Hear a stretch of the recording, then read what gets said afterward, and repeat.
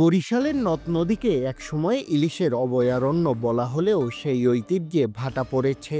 ভরা মৌসুমেও সাগর ও নদীতে দেখা নেই কাঙ্ক্ষিত ইলিশের। ফলে চড়া দামে বিক্রি হচ্ছে মাছ। এতে ক্ষুব্ধ ক্রেতারা, আর বেচা বিক্রি না থাকায় হতাশায় ভুগছেন ব্যবসায়ীরা। বিশেষজ্ঞরা বলছেন, প্রতিবেশী দেশের ফারাক্কা বাঁধ সহ বিভিন্ন বাঁধের কারণে প্রকৃতিতে প্রভাব পড়েছে।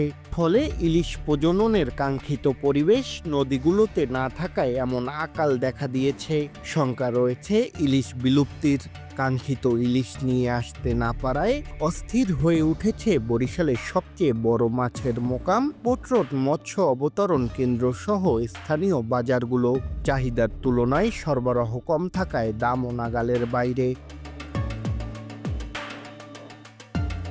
ক্রেতাদের অভিযোগ, প্রতি বছর ইলিশ উৎপাদন বৃদ্ধির নানা প্রচারণা চালানো হলেও বাস্তবে চিত্র উল্টো। সাগর ও নদীতে কাঙ্ক্ষিত ইলিশ না থাকার অজুহাতে দাম এখন এতটাই চড়া যে সাধারণ মানুষের কাছে ইলিশ ক্রয় এখন স্বপ্নতে রূপ নিয়েছে। ইলিশের যেই দাম তাতে হচ্ছে কি আমাদের মতো পরিবারের বছরে একবার দুবার খাওয়ার মতো সামর্থ্য আছে। এছাড়া আপনার বর্তমানে যেই দাম রেগুলার খাওয়ার মতো অবস্থা নেই। আপনি বলতে আপনার রেগুলার যদি মনিটরিং হয় এবং রুট লেভেল থেকে যদি মনিটরিং হয়ে আসে তাহলে হয়তো দাম কিছুটা কমবে। আসলে এটা বলা মুশকিল।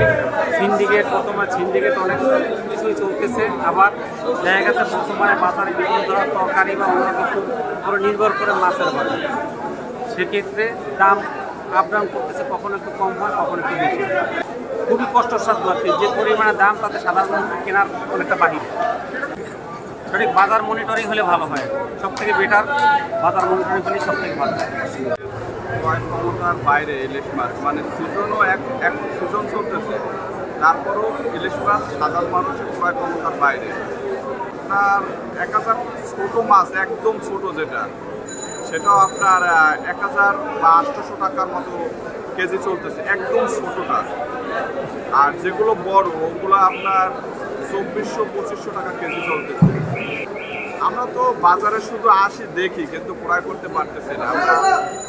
মানে যে পরিমাণ আয় ও দিয়ে মাছ ক্রয় করা সম্ভব না। বাজার মনিটরিং অবশ্যই আমরা জানাই যে ইলিশ মাছ তো চাষ করা হয় না, এর তো কোনো আপনার ফিড বা আপনার চাষের কোনো খরচ নেই, তারপরে এত কেন দাম? এইটা আপনার ভোক্তা অধিকার বা বাজার মনিটরিং যারা আছে এদের পর্যালোচনা করা উচিত আমি মনে করি। বিক্রেতারা বলছেন, প্রতি বছর মা ইলিশের নিরাপদ প্রজনন নিশ্চিত করতে নদীতে অভিযান চালানো হলেও অভিযান শেষে জাটকা মাছ ধরার মহা উৎসব শুরু হয়। এছাড়া সাগরে বিভিন্ন নিষিদ্ধ জাল ব্যবহারের ফলে দিন দিন কমতে শুরু করেছে ইলিশ রক্ষায় সরকারকে আরো কঠোর হওয়ার আহ্বান তাদের। মনে করেন সিজন, কিন্তু মাছ আনাজ নাই। এই সময় গত বছরও প্রচুর মাছের আমদানি ছিল, আমরা অনেক টাকা মনে করেন বিক্রি করছি, মোটামুটি আমাদের ব্যবসা বাণিজ্যর অবস্থা ভালো ছিল। এখন বর্তমানে মাছ আনাজ কম থাকার কারণে আমাদের বেচা বিক্রি নাই। আমরা বর্তমানে আর্থিক অবস্থায় খুব খারাপ অবস্থার মধ্যে আছি, লেনদেনে খুব অসুবিধায় আছি। বিভিন্ন পার্টিতে টাকা পয়সা দিছি, আমরা ধার কর্জ করে টাকা পয়সা দিছি, কিন্তু বর্তমানে আমরা খুব আর্থিক সংকটে আছি। 200 গ্রাম থেকে যেটা 300 গ্রাম ফেল, এই মাছটা আছে আপনার 850 থেকে 900 টাকা।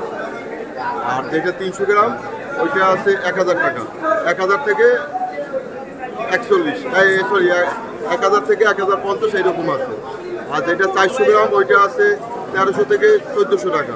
500 গ্রাম যেটা এইটা আছে 1600 থেকে 1700 টাকা। আর যেটা এলসি 800 থেকে কেজি ফেল, এই মাছটা আছে আপনার 2025 টাকা, 50 টাকা এইরকম। কেজির মাছ আছে 2500 টাকা। 1200 গ্রাম যেটা ওইটা আছে 2750 টাকা। আর বর্তমানে মাছের আমদানি কম, আশা করি অমাবস্যা কোন লইয়া কিছু মাছের আমদানি হইতে পারে। তাই অনুষ্ঠান তো অবশ্যই হইতে আছে। আসলে মানুষের ইলিশ মাছটা ক্রয় ক্ষমতার বাইরে ছিল। এখন যার দেখা যায় 2 কেজি মাছ দরকার, সে আধা কেজি মাছ কিনতেছে, কিন্তু কম কিনতেছে।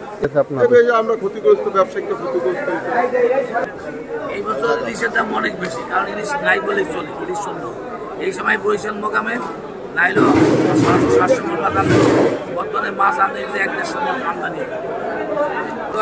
এখানে মাছ বেশি দেশির মাছ বেশি 92,000 টাকা করে আর কেজির মাছ দেখছি 1,00,000 আর 1200 টাকার সাইজের মাছ বেশি 1,06,000 7,000 8,000 এইরকম। আবার 600 মাছটা বেশি 62,000, আমাদের 500 মাছটা বেশি 75,000 টাকা। এটা আল্লাহবাক বলতে পারে, মাছ না এটা আল্লাহবাক বলতে, এটা আল্লাহ দেওয়া জিনিস। এই জন্য আর আপনার দ্বিতীয় কারণ হলো আপনি চৈত্র বৈশাখ মাসে অজস্রভাবে ইলিশ মাছের মাছ আপনি বোঝা নিধন করেছেন, এই জন্যই মাছটা কম। এটা আমাদের চিন্তা ভাবনা থেকে আমরা বলতেছি, আমাদের পর্যন্ত এগুলো বন্ধ করা দরকার। এবং সরকার আইন করছে কিন্তু প্রয়োগ নাই, প্রশাসন বিভিন্ন লাইনে পয়সা খাইয়া এইসব কামাবৈধ কাজ করার সুযোগ দিয়ে দেয়। বাজার বাড়ার কারণ হইল যেখানে মাছ আছে হাজার হাজার মন, এখন মাছ আছে অল্প কিছু, 20 থেকে 30 থেকে 40-50 মন মাছ, যেখানে মাছ আছে তো হাজার হাজার মন মাছ। এই জন্য এই মাছ চলে আল্লাহ নেয়ামত জন্য, এই আছে এই নেই। আর মূল কথা হইলে আমাদের দেশে যে চাপড়িগুলো মারতেছে, এইটা সরকার রক্ষা না করে তাহলে আমাদের দেশে ইলিশ মাছের কোনো নামই থাকবে না। আমাকে সন্তান ইলিশ মাছ কি জিনিস তা বুঝবেই না। আর ঘটনা হলো সমুদ্রে বর্তমানে যে ফিশিং করে ওই যে ট্রলিং জাল পাচ্ছে, কিন্তু পোনা যা আছে সব ধরনের মাছ মাঝে ফেলাইছে। এই সরকারের কাছে আবেদন করি সাগর যেন রক্ষা করে। সংকট তো তোমার সরকার যে অভিযান দেয়, এই অভিযানটা সঠিকভাবে টেকতে আসে না। আর একমাত্র যে বেশি অভিযানটা চাবলি মাছের জন্য আমরা বেশি নিশ্চয় হয়ে যেতেছি, কারণ চাবলি মাছটা যদি এইটার কঠোরভাবে সরকার করে, এটা দেখে যদি ভালোভাবে সরকার নিতে পারে তখন আমরা এটা সাকসেস হব, কারণ এটা 12 মাস আমরা ইলিশ মাছ কম বেশি পাবো। এখন তো আমরা এই জন্য ইলিশ মাছ পাইতেছি। সরকার তাদের মেইন হলে যে চাবলি মাছের যে জালটা, সে জালটা আগে বন্ধ করুক, কোম্পানি আগে করুক, কোম্পানি সিল করা করুক, তারপরে সিনেমিটা থাকবি। ওটা তো সরকারের কোস্টগার্ড আছে, নৌ পুলিশ আছে, নৌবাহিনী আছে, এরা তো টহলে যাই, ওটা একটু কঠিনভাবে টহল করতে হবে। কারণ একদিন করিয়াই আবার পরের দিন যাইবে, ফোন দিয়ে যাইয়ে তো আর পাইবে না, ধরতে পারবে না লোকজন। ওইভাবে কিছু কঠোরভাবে নিলেই ধরতে পারবে, সক্ষম হইবে। আর আমরা কারণ হলে যে একমাত্র হলে যে চাবলি মাছ, আর দ্বিতীয় কারণ হলে যে একমাত্র সাগরে যে মাছটা আমাদের আছে ট্রলিং মাছটা, এই ট্রলিং মাছের জন্য আমাদের বেশি ক্ষতিগ্রস্ত হয়েছে। কারণ ট্রলিংয়ে তো একবারে চাবলি মাছ তো খালি চাবলিটা নিয়েছে, আর ট্রলিংয়ে আমরা আনতে আছে সব, এখানে হামুক সহ সব নিয়ে এসছে সাগর দিয়া। এই জন্য আমাদের বেশি ক্ষতি, কারণ ওই মাছটা তো ওইটা খাইবে, শামুকটা খাইবে, ওটার যে পণ্যটা আছে সাগরের নিচে ওইটা খাইবে, ওইটা নিয়ে ওরা তুলে আনতে আছে। এই জন্য আমাদের বেশি ক্ষতি হয়েছে, এই জন্য মাছ খুব কম খাইছে। বিশেষজ্ঞরা বলছেন প্রতিবেশী দেশের ফারাক্কা বাঁধ সহ বিভিন্ন বাঁধের কারণে প্রকৃতিতে প্রভাব পড়ছে, ফলে নদীগুলোতে ইলিশ প্রজননের কাঙ্ক্ষিত পরিবেশ না থাকায় এমন আকাল দেখা দিয়েছে। শঙ্কা রয়েছে ইলিশ বিলুপ্তির। এছাড়া নাব্যতা সংকটে নদীর মোহনাগুলোতে চর পড়ে যাওয়ায় সাগর থেকে মিঠা পানিতে ইলিশ আসা কমে গেছে বলে দাবি তাদের। তবে ইলিশ রক্ষা ও সরবরাহ বাড়াতে সরকারের দেয়া নির্দেশনা অনুযায়ী অভিযান পরিচালনা ও মনিটরিং চলমান রয়েছে বলে দাবি মৎস্য অধিদপ্তরের। ফারাক্কা সহ অন্যান্য নদীতে বাদ দিয়ে আমাদের পানি প্রবাহকে বন্ধ করে দেয়া, নদীর পানির তাপমাত্রা বৃদ্ধি, তারপরে হচ্ছে আমাদের ডিঅক্সিজেনেশন, নদী দূষণ ও আপনার হচ্ছে স্যালাইনিটি ইনফিউশনের কারণে ব্র্যাকিশ ওয়াটারে কিছু অংশ রূপান্তর, এবং সর্বোপরি স্বাদু পানির যে ইকোসিস্টেমটা আছে এটা নষ্ট হয়ে যাওয়াটাই ইলিশ সহ অন্যান্য যে আমাদের মাছ সেটা আপনার উৎপাদন কমে যাওয়ার মূল কারণ। প্রথম বিষয় আমাদের হাতে যেটা আছে সেটা হচ্ছে জাটকা নিধন একেবারে পুরোপুরি বন্ধ করতে হবে। কারেন্ট জালের ক্ষেত্রে আমাদের যে আইন আছে সেই আইনের প্রয়োগ করতে হবে।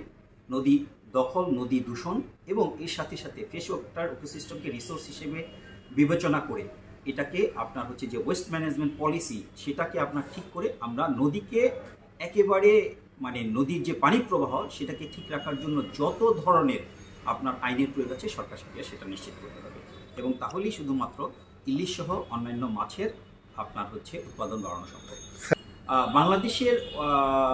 বাংলাদেশের ক্ষেত্রে বাংলাদেশের নদীগুলো মরে যাওয়া বা আপনার হচ্ছে চ্যানেল নষ্ট হওয়া বা রিজার্ভারের পরিমাণে কমে যাওয়ার জন্য ফারাক্কাই হচ্ছে মূল কারণ। ফারাক্কা সহ অন্যান্য যে নদীগুলোতে আপনার পার্শ্ববর্তী দেশ আমাদেরকে বাঁধ সৃষ্টি করে পুরো পানি প্রত্যাহার করে নিচ্ছে, এটা আন্তর্জাতিক আইনের লঙ্ঘন। এবং এ কারণেই মূলত আমাদের দেশে যে আপনার স্বাদু পানির সিস্টেম, ইনল্যান্ড ওয়াটার সিস্টেমে নদী থেকে আমরা যে আপনার সম্পদ আহরণ করতে পারতাম সেটা নামতে নামতে অনেক নিচে নেমে গিয়েছে। অদূর ভবিষ্যতে হয়তো আমরা এই ধরনের ন্যাচারাল যে মাছ সেটা পাবই না। আপনারা জানেন ইলিশ মূলত লোনা পানিতেও থাকে, মিঠা পানিতেও থাকে। আমার এর প্রজননের সময় মোহনার দিক চলে আসে, তারপর আবার বেড়ে ওঠার একটা পর্যায়ে সাগরে চলে যায়, আবার সাগর থেকে এদিকে চলে আসে। আর ইলিশের এখন ভরা মৌসুম, আমরাও খুবই আশাবাদী। হয়তো এর ভিতরে ইলিশের যেভাবে আমরা আশা করতেছি সে পর্যায়ে ইলিশের প্রাপ্যতা ওরকম দেখতে পাচ্ছি না, তবে আমরা ইনশাল্লাহ এখন ইলিশের পাওয়ার বা ইলিশের বেশ ভালো একটা অনুকূল পরিবেশ আশা করা যাচ্ছে। আমরা আমাদের কাঙ্ক্ষিত যে আশা, সে আশা পূরণ হবে।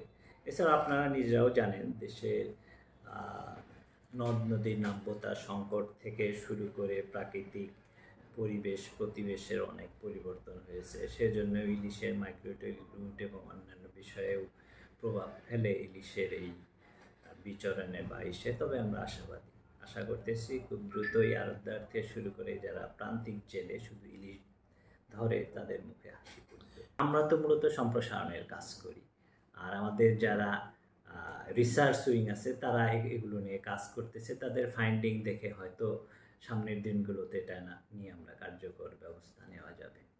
ভরা মৌসুমে অন্য বছর পোর্ট রোড মৎস্য অবতরণ কেন্দ্রের 170টি আড়তে প্রতিদিন 100 মন ইলিশ বিক্রি হতো, তবে বর্তমানে সেখানে বিক্রি হচ্ছে মাত্র 30 থেকে 40 মন। শাকিল মাহমুদ, বাংলাদেশ টাইমস, বরিশাল।